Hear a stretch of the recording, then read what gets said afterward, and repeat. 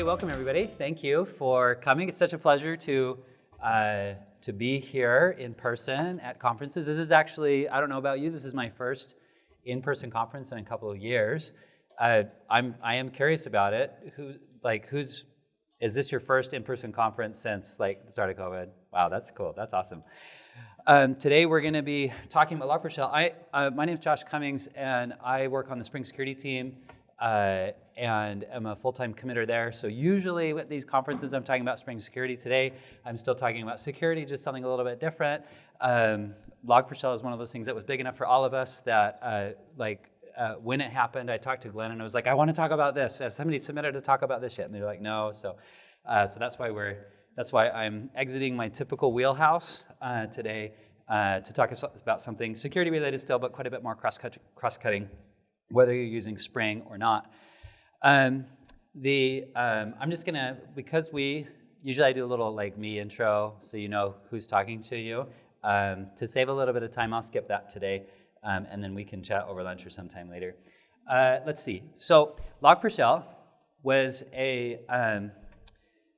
historically, when thinking about the larger historical context of vulnerabilities, is easily the biggest vulnerability that we've had, at least in the last decade, but perhaps ever. An individual named Chen Zhaojun from the Apache software, or from the Alibaba software group, our security group, notified Apache with a very kind-sounding message that says, hey, I found a vulnerability, it could have a major impact, and I don't know if there is an appropriate superlative to place in front of the word impact, but even the word major seems like way too small when considering how many people have been affected by this and for how long. Just by show of hands, who is still trying to find places where they're dependent on Log4j and trying to upgrade and remove the vulnerability? Yeah, and that's months later, right? There have been a number of people who have assessed this vulnerability from their own perspective. Tenable said it's the biggest, most critical vulnerability ever. Ars Technica said it's arguably the most severe vulnerability ever. The Washington Post said descriptions by security professionals border on the apocalyptic. And one of the best summaries that I thought was from Sean Gallagher from Sophos, where he said, it's going to be around as long as the internet. In fact, Wired had another one, a quote that I didn't put in here. It said, sometimes vulnerabilities, they don't really live up to the hype, but this one does. It really is as bad as everybody says it is. And so I want to talk about why it's as bad as it is, to see what lessons we can all learn as a community, whether you're a security professional, a software developer or not. Whenever we experience a lot of pain, it's a good time for us to assess, why are we feeling that and what can we do better? So I did have a chance to talk to a couple of you today. I hope that you're here at the very least to understand the magnitude, get a better understanding of the magnitude of this vulnerability. Some of the technical details of it we'll go over, and then I'll give you some of my own personal observations about where I think we can go as a community to be better. The first reason is ubiquity. Log4j is everywhere, and I don't know about you, but maybe you woke up in the middle of the night at one point where you're dealing with this and wait, is my refrigerator, does it use Log4j? Or my toaster, and then you have to go, you can't sleep because you have to Google it. There's another comic out there that has that shows the bedrooms of different C staff, and the CEO, it shows him in this plush bed, sleeping very, very happily, and then the CFO also sleeping very happily, and it looks really nice and ornate. And it goes through some of the C staff, and then it says the CEO, the Chief Internal Security Officer, and he does have a nice bed, but he's not sleeping in it. He's pacing back and forth all night long. And so that's kind of the world that security lives in and did live in and continues to live in because of Log4Shell. Part of the reason is because it's ubiquitous. It's not just web servers. It's not just websites and web applications. That's often what we think of when we think about vulnerabilities like this, especially because many of us are doing that kind of thing. But it was mobile applications, and it was desktop applications, and everywhere. Anything that uses Log4j, because logging is not something that is attributable only to web applications. Anything that used Log4j that was connected to the internet in some way, which is quite a bit of stuff, is potentially vulnerable. Well, I have a really cool slide. I don't know what happened there. Let's see. Okay, shall we connect to the internet real quick? Looks like some of my slides didn't download. Okay, let's just see if we can get the rest of them. If not, that's okay. This is just intro stuff. I think I have it in another browser too, just as like a backup. Here we go. So I'll just show you this slide, and then we'll pop back over. Great. So it's ubiquitous. I don't know if anybody. There's a legend out there. I haven't been able to verify this. To me, it's lore so far, but I've heard so many people say it that it could be true. It was definitely true once Log4Shell came out, which is that Minecraft is vulnerable, or was. Older versions of Minecraft are vulnerable. And so like you could shell into Minecraft and you can do all kinds of crazy stuff. And the few days after it came out, there were a whole lot of people like hacking into Minecraft and showing fun things that they could do with it, like, you know, just make the character like immediately win the game, or get like a command shell into the server. And stuff like that. It was legend. It is still legend that Minecraft players have known about this exploit for a long time. They maybe not have known what like ticking time bomb they were playing with, but that they were able to use this in the past before it was publicly understood. Whether that's true or not, we saw it all over the place. I don't know what different kinds of exploits or fun things you tried, but there was an individual that changed the name of their Wi-Fi hotspot, so that when it came up in other people's lists on their cell phone, like they would see the exploit and it would be logged into their phone somewhere and inside of their mobile infrastructure. Other folks did the same thing with like Instagram, and one of my favorite ones was this individual who decided to try and exploit the scammers that would text him messages, and he just texted them back the Jindy Ldap phrase in the hopes that it would go onto their mobile devices and things like that. So it was everywhere. You could experience this in any way that you wanted, which is what makes this quite hard. It's not just the case that it's the applications that we build. It's also like the vendors that we have. That this vendor happens to run their stuff inside of a Tomcat container, which uses Log4j. Oh, well, we didn't know that, and we didn't know that one was vulnerable.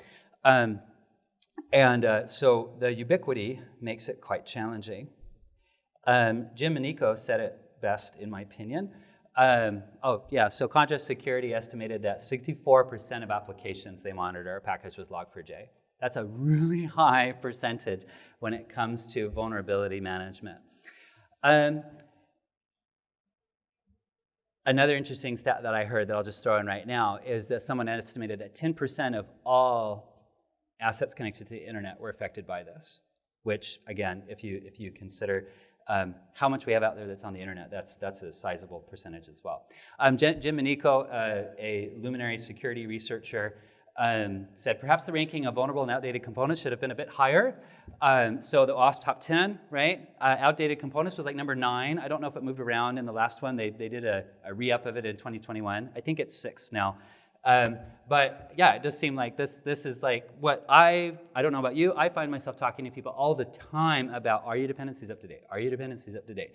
That's one of the best things that you can do to secure yourself, is know what you're dependent on and know how far behind you are on the latest. And it's not just about features. Sometimes, developers, they argue we want to upgrade because we need this feature that's in this thing. May I submit to at least this crowd and those listening to this video later on, we can't use, it's fine if we do, but it's tragic that our primary motivator is often, we're going to upgrade because we want access to this feature in this later version. It's fine. However, we have to be upgrading anyway, because the closer we are to the later versions, the more secure we often are, and the easier it is to upgrade. If you stick on Spring 5.4 forever and ever and ever and ever, it's going to be harder for you to jump to, because that's no longer a supported line of business for Spring, at least for Spring security. If you wait and you're still on 5.4 and there's a vulnerability that comes out and we're like releasing 5.7 in a few weeks, it will be harder for you to upgrade due to like a security vulnerability. You want to be able to upgrade as fast as you possibly can. Anyway, the other reason that this is a problem is because of pervasiveness. Pervasiveness is similar to ubiquity. Ubiquity is it's all over the place, and pervasiveness is once it's there, it's very sticky. I was just talking with a gentleman here beforehand, and his primary concern is we don't know what stuff inside of our system is dependent on Log4j. Sometimes maybe we can look at the Maven POM or whatever kind of bill of materials for application, but finding out all the different places that Log4j touches, there are a few that turned out to be really common. First of all, you use it, and you use it everywhere, you personally. That's why several of you are here. You might not even know what software you have. Some organizations are big enough that they say, you know what, we know our developers are building software, but we don't know what and we don't know where it manifests in a whole bunch of different places. And because of that, because some organizations don't even have some kind of centralized expression of like, what are we actually building, it can be hard to patch all the things since you don't know what they are, where they are. The second is your vendors use it. I mentioned this earlier. There are several, whether you're an IT shop or not, there was a, what's the word I'm looking for here? And in December, there was an HR group named Kronos that got hit at about the same time. And they're not an IT shop, yet they are still being affected by this, trying to figure out how to get their underlying systems to be upgraded. And any company that's using that HR system, well, now they're also by association vulnerable. My friend of mine works for a hospital in Utah, and they weren't able to pay their employees for 2 months using the system. They had to like revert back to paper checks and like mules with like pots of water on the side to be able to run their business. And then the other part, like one that sometimes we miss, is your third-party dependencies shade it. There are, because logging is as ubiquitous as it is, and not everybody uses things like SLF4j, it's rather common to shade the Log4j dependencies so you're not imposing that on the folks that are dependent on your software. Well, that's great from a dependency management standpoint, but from a vulnerability management standpoint, that's difficult. Because not only do they now have to release, creating sort of like this 0 day by association, by reference, right? That the vulnerability has been announced, but all the third-party people that have shaded it still don't have a version updated that's out.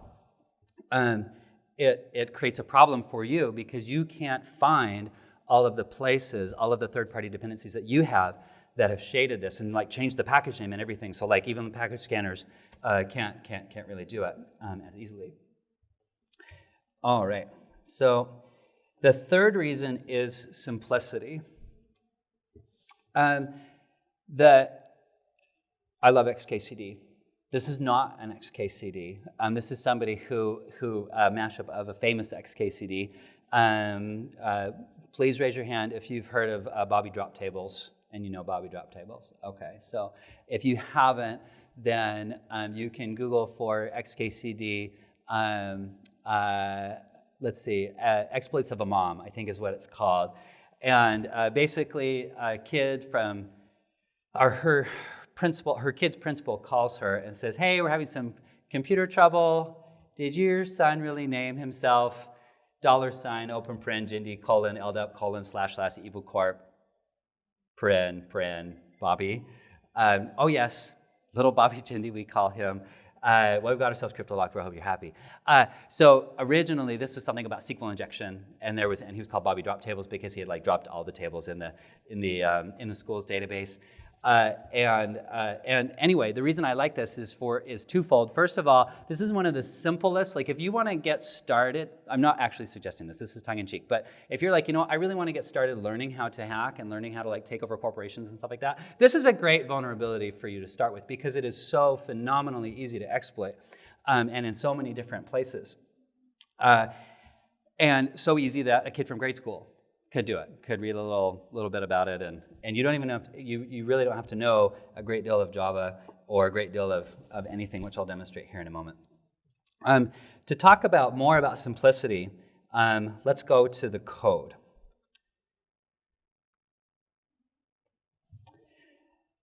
So it's simple in part because logging is ubiquitous. The likelihood that you're going to find a target that uses logging is almost 100%. And then the likelihood that you're going to find something that has a JVM that's old enough and a Log4j that's old enough is also quite high because of the ubiquity of Log4j itself and the associated ubiquity of Java. Java is on billions and billions of devices all over the world. And so when you consider the potential of 64% of that, that's quite staggering. So here is an example of a vulnerable application contributed by this individual, Christoph, which I appreciate his contribution to the security community as this was being researched. It is a Spring Boot application. Surprise, surprise, Josh is using a Spring Boot application. You don't need Spring Boot, obviously. Like Minecraft is vulnerable to this, and you just need Java and Log4j. That's it. However, it's easy for me to think in Spring Boot terms when I'm presenting. So this Spring Boot application suffices for the demonstration. It just makes it a little bit easier to talk about. If you look at line 18, you can see a log. It looks like a really simple, normal log. And before Log4Shell, you might have been like, that's fine. There's nothing wrong with this. But there is. From a fundamental secure coding standpoint, there are at least two things wrong with this. The first thing that's wrong with it is there's no validation. Where hacking lives is between the space of user-controlled input and when that input gets validated.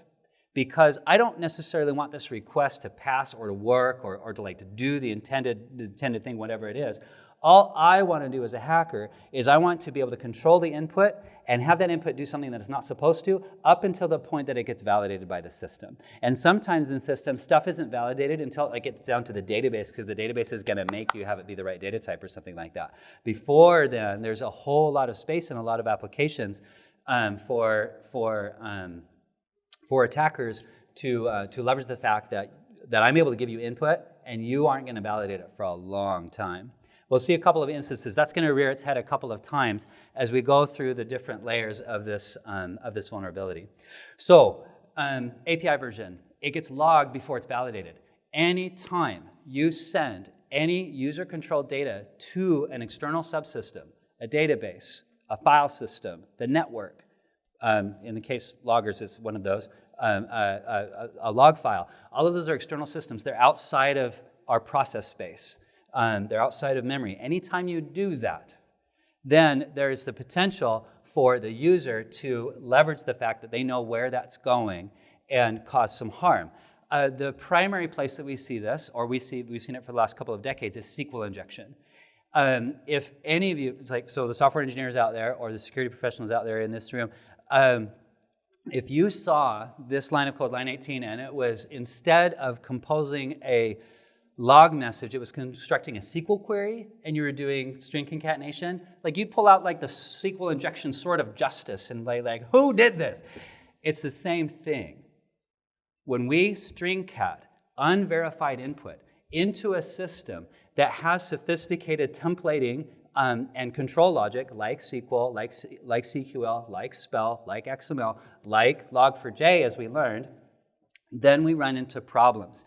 You need to validate user input before sending it anywhere. The second problem is that the output is not encoded. Now this one I can forgive people for not really recognizing the need here, because it may not occur to us readily, and it certainly didn't with folks that all of us that use Log4j for a long time, understanding that, oh, I didn't realize that feature was even there. The idea that you can put in the same kinds of lookup placeholders that you can put in your Log4j XML when you're describing what the log file should look like here's where I want you to put the timestamp, here's where I want you to put the log level and all of that. Well, you can do some of that inside the message at log time, and that was a feature that a lot of people weren't aware of. However, what that teaches us something important. How do you, just reflect with me for a minute, how do you deal with the fact that I know I'm sending this down to SQL. I can't change the fact that SQL is super duper powerful. And user input is going to somehow affect my queries, so what do? Well, we have an API in Java that helps us so that Java can know what should be encoded and what should not. If you're string catting a query, it becomes a problem because Java loses any context that it had to know the difference between untrusted code and trusted code.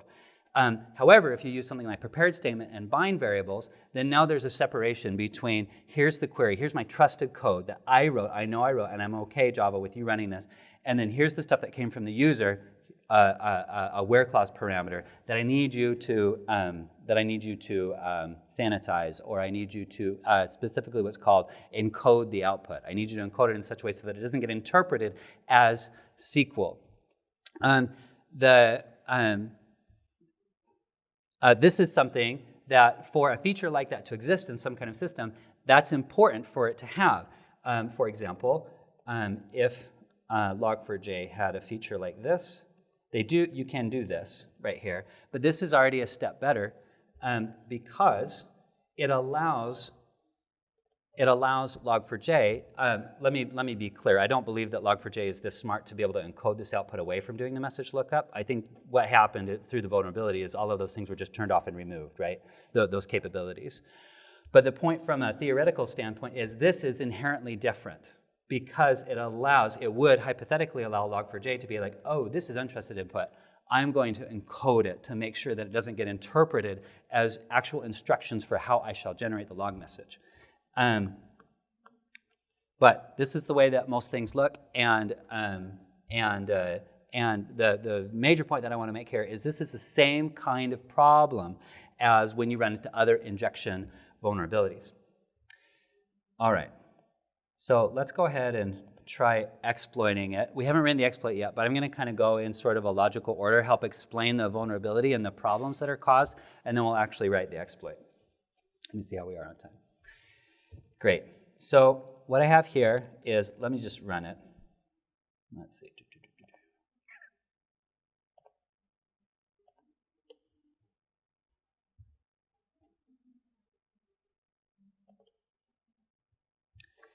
Okay. So we could do anything.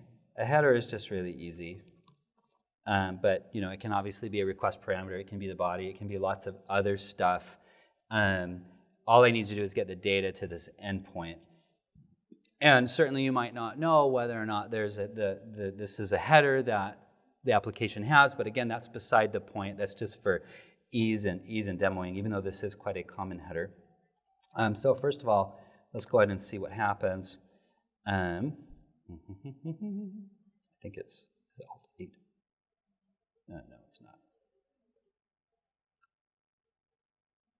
There we go.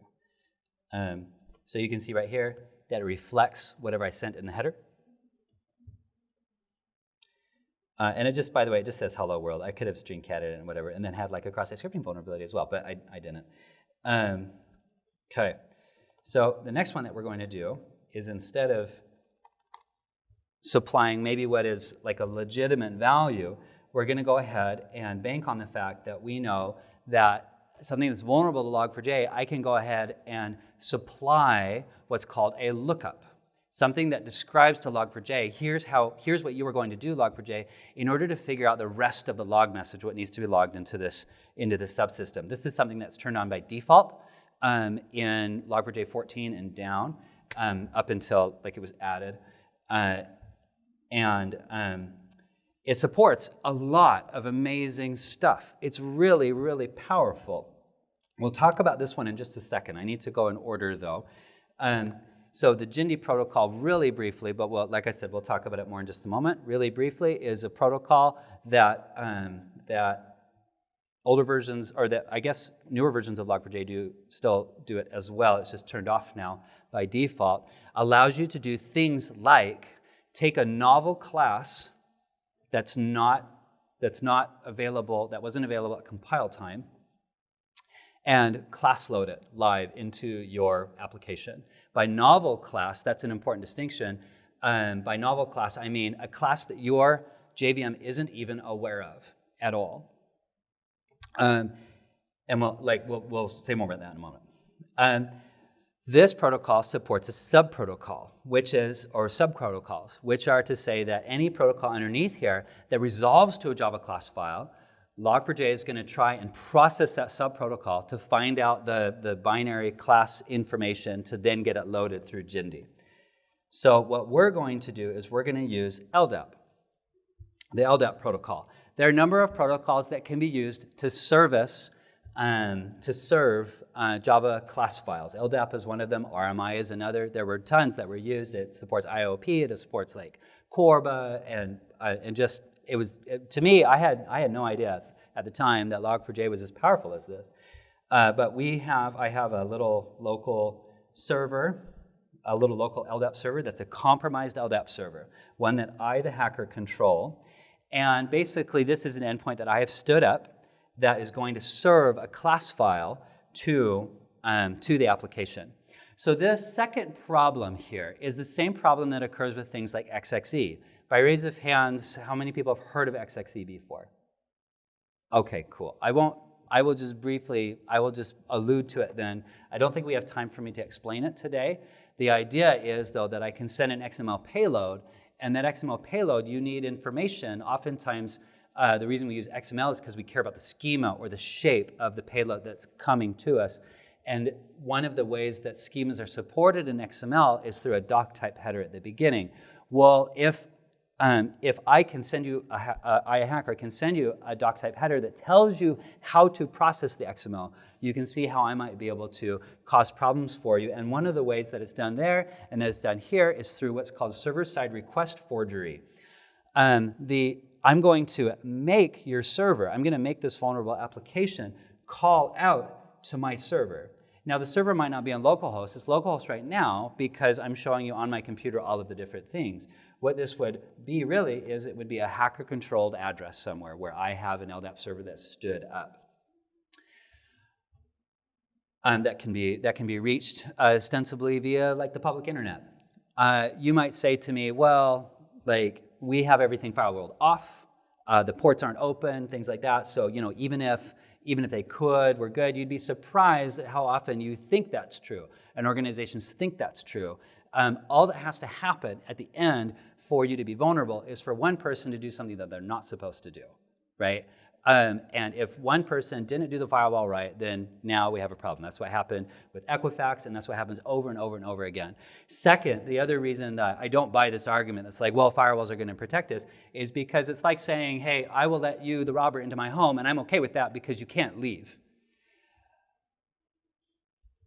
And you wouldn't allow that kind of logic to like stand in your home again, like the sword of justice would come out. And that's not what we're going to do here. We're not okay with the fact, even if they can't get out, we're not okay with the fact that someone can come in and induce an HTTP call or an Ldap call on your system, even if it can't get out. So that's the second problem here. The third problem is Jindy itself. Jindy is super duper powerful, and part of the problem here is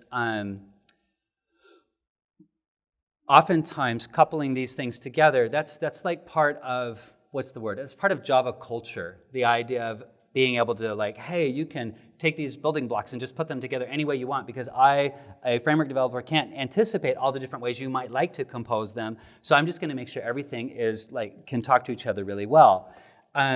It's simply not the case that it's quite reasonable for all of these other protocols to be paired up with the Jindy protocol, and it becomes very, very hard to secure. After 3 different CVEs, the one that created 2.15 Log4j, then 2.16, then 2.17, they just said, we are turning this off.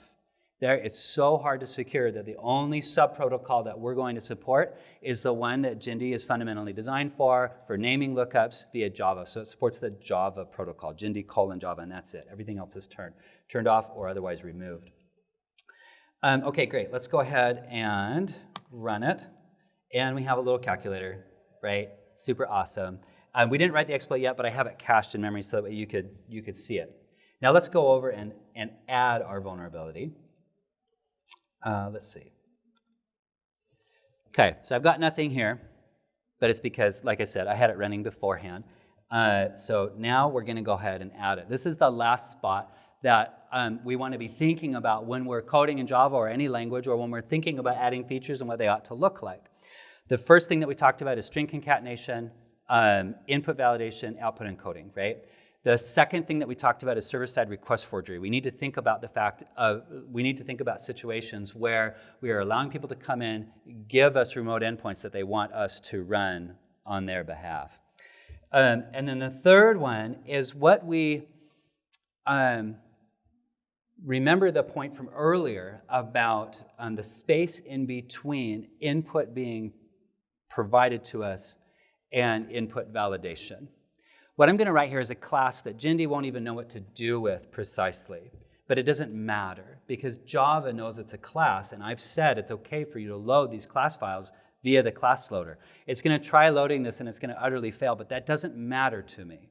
All I want is for the code that would be looked at by the class loader to execute. See if it surprises you what you can do inside of a static block. In my opinion, static blocks are not the place to do risky stuff like talk to the network, talk to the operating system, talk to the file system, and here's why. It's because it allows me to do something like this, right? Let's go ahead and change the program that we're running. Instead of a calculator, we'll run something else. And that's it. This is the exploit. All done. Fastest demo I've ever done. And I didn't even have like any kind of like, what are they called? Little template things that run for me automatically.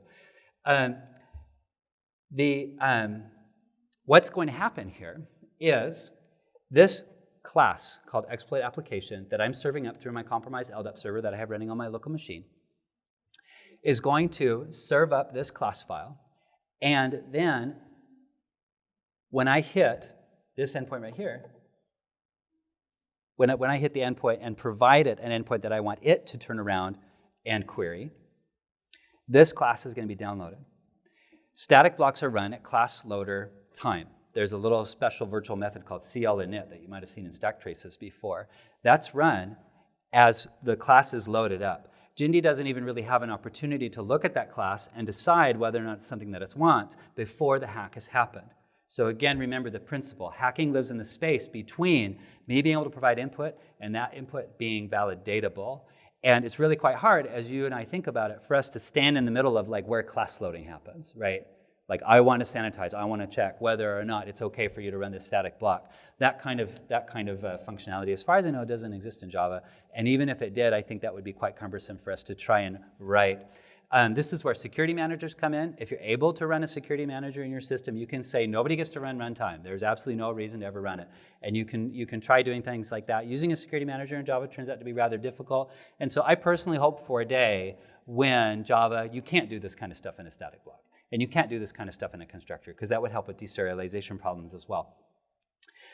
We shouldn't, during initialization time, we shouldn't be reaching out to risky things like the operating system. Okay, cool. So we'll go ahead and build it, and then we'll run, and then we're able to get something else up, right? So earlier we had a calculator, now I have my editor, and like we can use it. That's really small, but it says hello to Devnexus. So the point is this. In order to get this exploit to happen, you can see how simple the application can be. The application just has to be dependent on Log4j and just needs to log something that takes whatever the user input and reflects it down to the logging system. That's where you become vulnerable. And then to leverage that vulnerability, you can write code that is easy enough for anybody that knows like 3 weeks of Java can write. And now there's an attack. It does depend on the version of Java. If you are on Java 8 build like 181 or newer, then there is a particular property that's turned off. It was turned on by default before that, called trust URL codebase. And what that is it allows you to take novel classes and bring them into the class loader at runtime. Newer versions of Java are still vulnerable to this, but in a more sophisticated way through what's called deserialization gadgets, where through the process of deserialization, it leverages the same kind of thing. Here, the class loading, here it leverages it through class loading, but if I can't just load a novel class, I can anticipate that there's a class on your class path that I can specify a serialized payload and then hand that to you instead. And then as you try to deserialize that, then I'm able to get remote code execution. And there are lots of vulnerabilities like that around. If you're interested, Why So Serial is a common repository for several of those if you're interested in doing that research. Okay, how are we doing on time? All right, we're okay. I'm just going to go through a couple of quick thoughts, and then we'll open it up for questions. As you're thinking about questions, The only thing I ask folks to remember is I'm not a security researcher. I'm a software engineer that's very passionate about application security. So if you ask me a security research question, I might just say, sorry, I'm not a researcher, but I'm happy to answer anything else. Okay, cool. Let's see. I will just make mention of this. We didn't have time to, I'm going to skip it so that we have time for questions. But I put together a little timeline so that you can see and that, so you can do further research. There's lots of links on this timeline. I have the slide at the end that links to it. I invite you to go visit it and get familiar with what happened with Log4j, how it progressed. A couple of interesting observations that I'd like to try and make now, though. Let me see if I can zoom in here and show it. Let's see. Here it is. So one of them that's really important is right here on the 30th.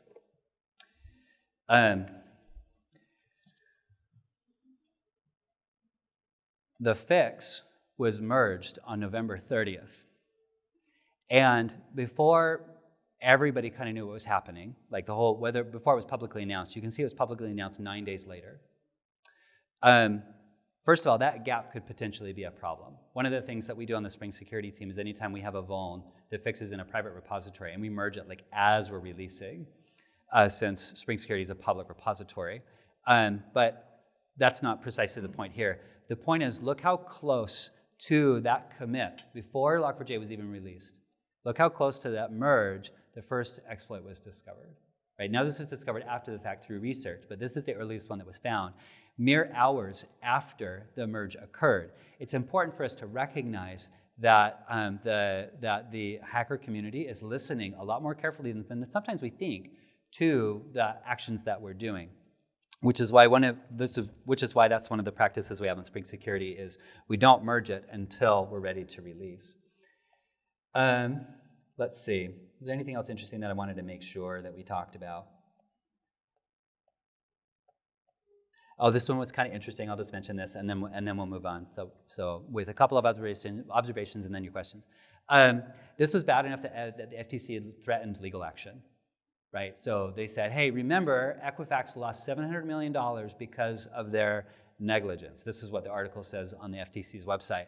And if you don't patch this, then you're liable to have the same thing happen to you. It's that big. It's that big that like various like ransomware crime circles have already folded it into their set of tricks that they use to try to infiltrate systems. There were all kinds of examples of ransomware and crypto miners being installed in different places, and all of that's here inside of this little thing, which I have a link to at the end. Okay. And then just for your reference, I've got what we talked about in the slides. Okay, so observations. First of all, security is hard. And what that means is that we need to stay together and we need to stay the course. It can be really tempting to make the same mistake that an associate of mine did years and years and years ago. We hired a contractor to come in and help us with some of our backlog. And one of the first days, he turned around to my manager and said, I could just rewrite this whole thing in Ruby in 2 weeks. And if you've ever had that experience, on either side of the table, right, you know that that's a mistake.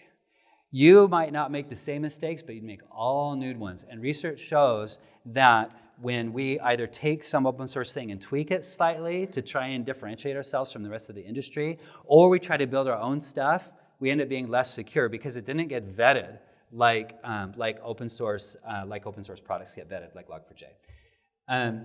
So remember that. Let's stay together. Let's help each other out. Let's make sure that we report stuff responsibly. I'm really thankful for Alibaba that they did report it responsibly. Somehow information got leaked, or people were thinking about the same stuff at the same time. That happens sometimes. However, you can imagine the much larger dumpster fire that it would have been had they just announced it before there was any kind of fix possible. It's really quite frustrating I'm not venting here, but just my own personal experience. It can be rather frustrating when somebody announces to the community some kind of problem with Spring without there being a fix available to it. We'd love to work with that person instead to make sure that we are fixing it in a good way that's reasonable instead of hurrying up and perhaps causing other bugs because we're trying to hurry as fast as we can to close something that's out in the open. So report it responsibly. Most very healthy projects like like those in the Apache Software Foundation and those under the Spring team, have responsible ways for you to report it privately so that we can fix it. Remember the fundamentals. Input validation, prefer allow lists. There are things that you know are valid based on your domain logic that are valid for you to that are valid pieces of data. If you validate the input, a lot of this goes away because you're not going to let anything into your system that doesn't match what you feel is what you know to be a valid representation of the data for the business operation that's being performed. The other part is output encoding. And like I said earlier, this doesn't directly relate to Log4j because Log4j doesn't have an encoding API. In the end, they just turned off those lookup capabilities, which is great. But if you're going to if you're going to output to a system that has some kind of sophisticated other language, whether it's SQL, Spell, CQL, XML, XPath, whatever it is, then you need to think about output encoding to ensure that the thing that got provided by the user doesn't get interpreted by that subsystem as being trusted code, end up being trusted code. Remove or disable unused code. You don't have to secure that which you don't release, so just remove it. Be super excited about deleting code. Prioritize this. If you're a manager here, getting rid of code that we're just not using anymore.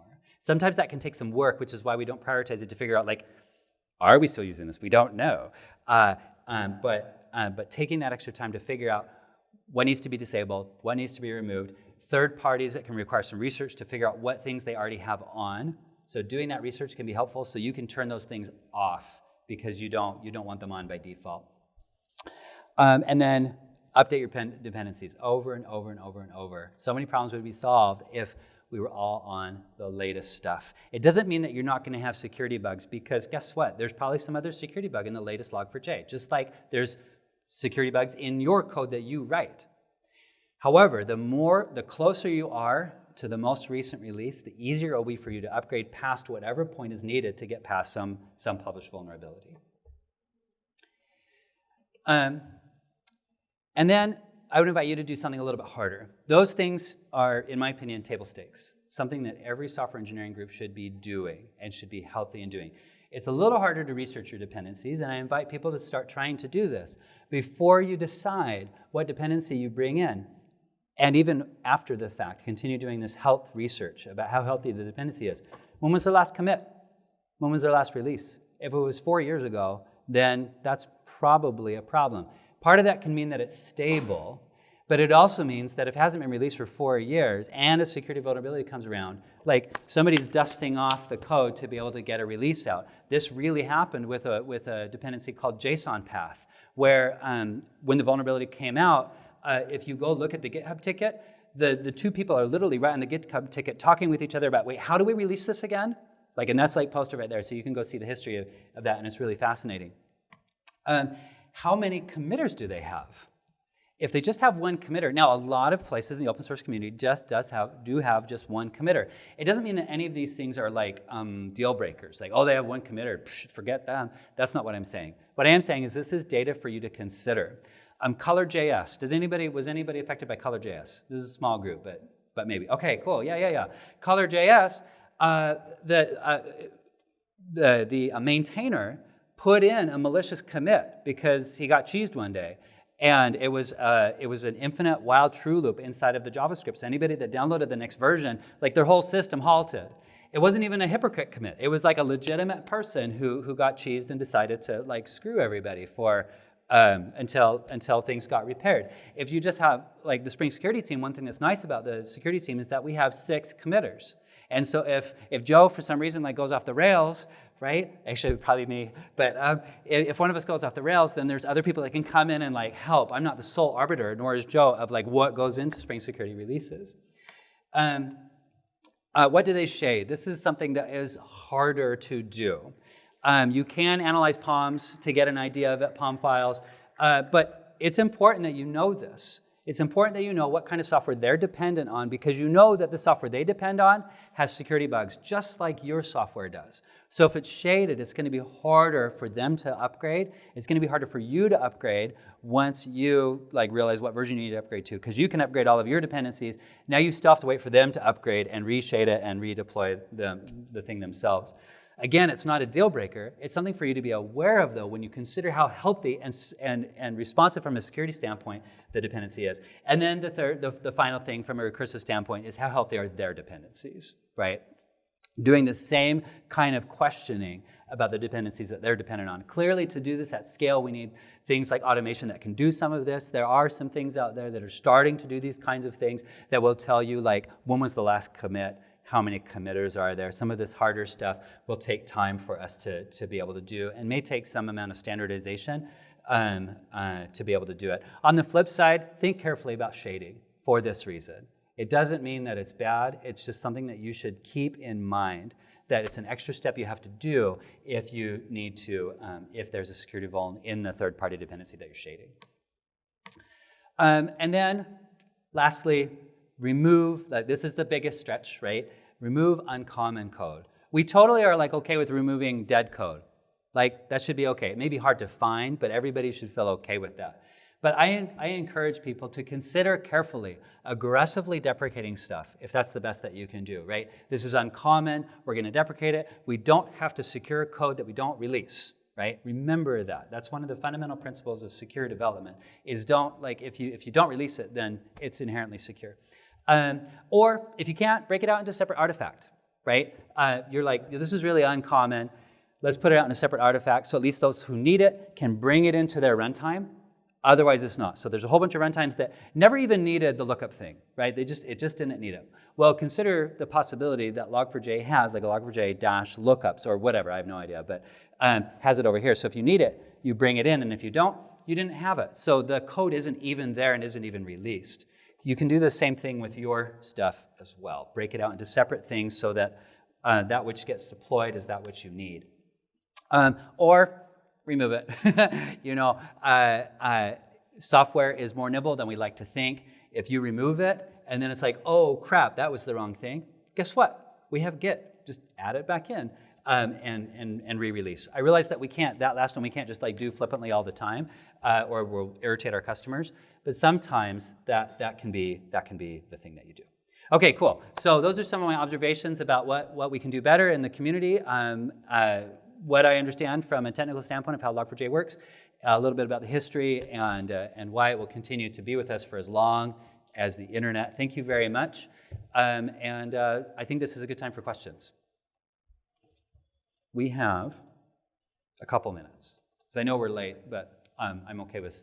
I think the keynote didn't even leave yet. For about 10 minutes after. What questions do folks have? We can stay for just a couple minutes. Yes. Because you're with Spring, you probably anticipated this question.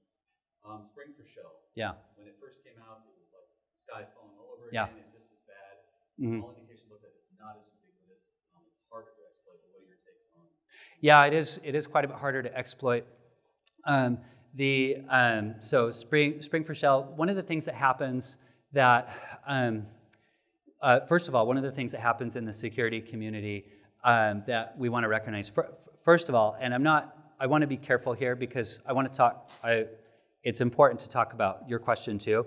For context, it's important to remember that this one was reported irresponsibly, right? It was reported before there was an exploit out. The individual tweeted it out and then deleted his Twitter account. And that kind of behavior is not cool, partially because it causes people to rush to try to get a fix out. And then the other part is because it makes it seem worse than it actually is. So it creates a little bit more of a firestorm than there might be otherwise. The second thing that happens in the security community sometimes is stuff gets named like other stuff for the purposes of market share and visibility, right? So it is true that you can get remote code execution with Spring Shell. And it is true that you can do the same with Log4j. It's quite a bit harder and it's quite a bit more narrow. For example, if you're deploying with a jar, you're not vulnerable, right? If it's a WAR, then you could be. And what I would encourage you to do is there's a blog post on Spring's website that says, you know, am I impacted? Here are the situations where you're impacted. Of course, the answer is always from Josh, upgrade. Did you upgrade? Did you get the latest upgrade? Because that is the best way always. When it's reported responsibly, it's even better because that's given everybody time to really think about how can we make this easy to upgrade to, how can we, you know, how can we do this in the best way possible? That way your upgrade is just like, I just have to change the POM file, so to speak, right? Sometimes it's more difficult if you have a long sprawling system, but and we're done. But yes, you're correct. It's a great deal harder. I don't know the score of it, so I won't quote it, but I don't recall it being a critical vulnerability. I think it's like a medium, yeah. So anyway, does that address your question? Yeah. Other questions? Yes, I did. In fact, I talked to my team later and I said, I know somebody's going to ask that question. Like, is there anything I can't say? Anyway, yeah. So, and he's like, no, just be straightforward. Okay, great. Thank you all for coming. Really appreciate it.